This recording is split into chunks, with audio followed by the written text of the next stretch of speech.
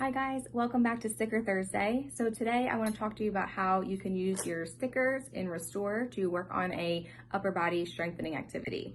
So I have a weightlifting bar here. I just put my sticker right on the front of it. This one is pretty heavy, but I know that a lot of you guys have those dowel rods in the gym weighted like 1 through 5 pounds.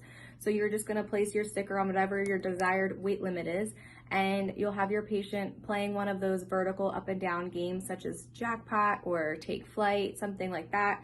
And the up and down motion will increase their strength, increase their upper body range of motion, and that will increase their washing activities or even transfers with, having to push out of the wheelchair, push off the bed, and things like that.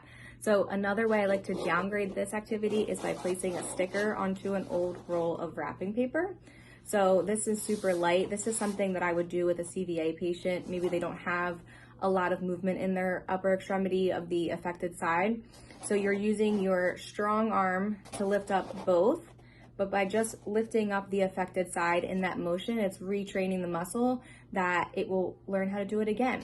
So this one's the same way, just up and down, and my object is much lighter than my first object here.